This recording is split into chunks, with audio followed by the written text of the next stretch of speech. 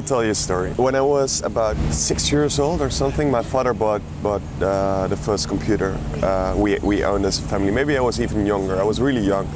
And one of the first things he taught me was how to program, computer programs, simple ones that, you know, like would do maths or very simple games.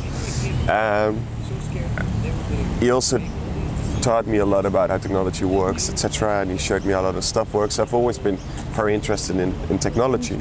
And then in secondary school, which runs up until the age of 18 in the Netherlands, I went to a rather classical school, but I did a technology track. So I learned in my spare time, I started to program websites and stuff. You know, the internet had come up.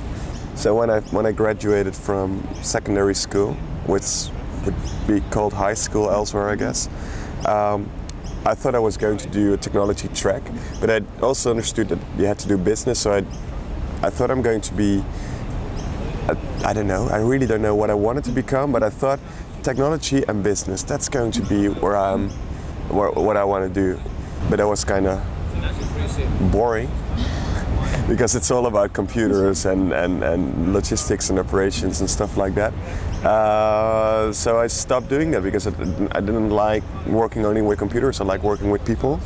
I think people are much more interesting. So I decided to focus more on people, but somehow technology always comes back. When I stopped university, I felt I've traveled through a lot of different countries and worked in a lot of different environments, and I started to get a liking in especially anthropology and natural history and social history museums. Up until 4 years ago, I only visited museums as a tourist, as a visitor. You know, I think the typical way, spend 2 hours, 2.5 hours, read all the labels, try and understand what it's about, and all that kind of stuff. But before I started to work in one, I really never thought about anything about museums. I lived in Madrid at the time. It was 2009, and there was a big crisis, and I decided, in Spain of course, I decided to leave Spain. My job wasn't going well, and my own business wasn't really going well, so I decided to leave Spain, come back to Holland. I applied for a number of jobs in museums. I started applying on the communications side. I think with hindsight I would have applied to the audience department or something like that, but I didn't know that existed, so I applied to communication jobs. And I was asked to apply to the National Museum of History where I started working. So I was hired, and there's my career started. When I was hired by the Museum of National History, a friend, she studied museum studies or something like that. And so I asked her, can you give me some, you know, of the basic, I'm working in a museum, can you give me some of the books that are sort of like Museums 101 that I know? And I started reading up, like I've always done, on a lot of blog posts, and I've subscribed to. So I started reading almost immediately Nina Simon's blog and a lot of the other blogs, Jim's blog, just to get a bit of background into what was going on. And I started going to conferences. The first real museum conference I went to was the first Museum Next in Newcastle. I was a participant, but this was actually a very good conference. I still think it's the best Museum Next we ever had, because it was entirely on conference. So Jim had invited Nina Simon to come over, and everybody, like there were 90 participants or something like that, everybody could bring in cases, like we have this trouble, let's solve it. And in groups you'd solve the problem, you'd work on a solution. I worked for 3 years at the Museum of National History, then they stopped the museum because of financial cuts, and then I started my own. We decided to use the knowledge I had gathered throughout the years working there, and all the people I met, and the blog I keep, and all the other stuff, to use that knowledge to help other organizations, other museums and other cultural institutions. I've been blogging for about 10 years, I think, but the Museum of the Future blog, I started when I started working in the museum. I've always understood the strength of blogging, and I've always been blogging, but I've never had a really You know, usually only my family read it. And at first, the Museum of the Future also did not have a whole lot of readers, but it was interesting. It was a good way to structure my thinking and to invite a lot of people to join the debate. And I think I learned an incredible lot from the blog. It's my main source of being invited to conferences and stuff like that. And if you look at what I think is important is our relationship with the audience and our relationship with the community we're in as a cultural institution. I think it's not per se the technology that is interesting, but there's another change going in that is triggered by technology. And the most clear example is the 2.0. Like 2.0 is a thing invented because of the web. It's the web of participation, it's the web of collaboration, it's the web of all of us doing it together. But we've now added the 2.0 to absolutely everything. You can have work 2.0, you have cars 2.0, you have politics 2.0. That we've come to understand, or we've rediscovered, that not everything needs to be top down, but things can be bottom up as well. Technology has changed the way we think about culture and museums and heritage and arts. What does that mean? And how can we make use of that for the better rather than for the worse? I do think that the digital realm is a very interesting thing. Digital meaning where the online world and the physical world meet.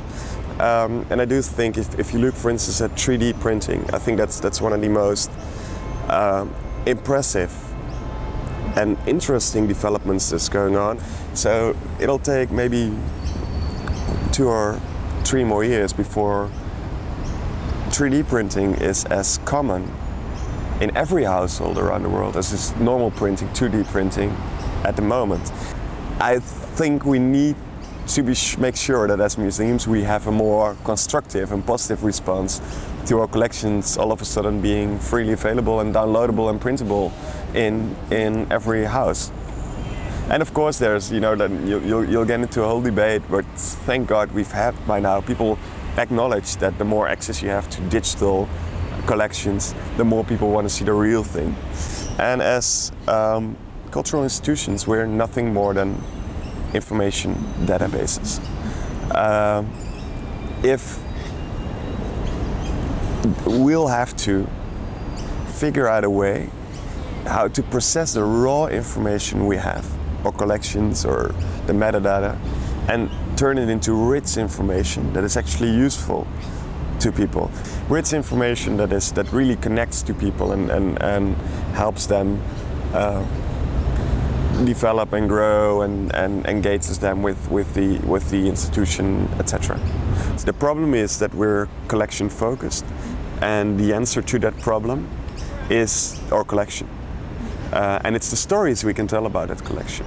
And in all the work I've done in the past years, when I spoke to people, ordinary people, workers, everybody, the number one thing everybody keeps repeating is, it's about stories.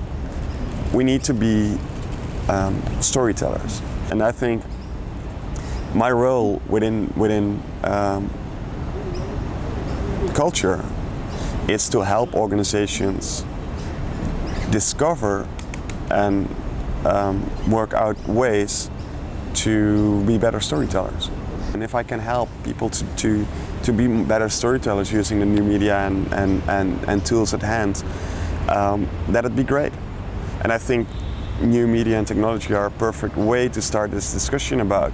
Most institutions come to me and they ask me, or I get asked the same question quite often, and these are questions about, so we have new media, or we have Facebook, what can we do with it, or we need a new website, but we don't know. You know, it needs to be more than a digitized flyer, and help us with that. And when I spoke with Jim Richardson of Sumo, he gets a lot of the same questions as well. Jim and I started talking like, can we figure out a way to help organizations answer these questions themselves and come up with a framework that is both meaningful and simple to use for them to answer questions. And what we the result of that is the digital engagement framework. In the workshops we do, so we run workshops and masterclasses around this, as well as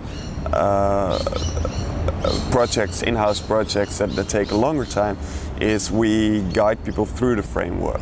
At the same time, we do masterclasses that is basically explaining how the tool works to everybody, and allowing them, giving them tools to apply it in their own organization, so that when they come home, they can get everybody together and say like, all right, so we're going to do this now. Museums of the future do not need people with a communications background or an arts history background who are not entrepreneurial in their own way, who do not go out there and try and make the impossible possible, who do not use new media and technology to grow and be strong themselves, and who do not work very hard. And with a number of people wanting to work in museums and cultural institutions, I think it's extremely important that early on in your career you make a name for yourself by finding out what you really want to do, then finding the people who have experience and joining them and working with them, and in that way learning a lot on the job, as well as building a public profile that will have other people call you when they need somebody. So basically work extremely hard, have an opinion, and always learn. That's it.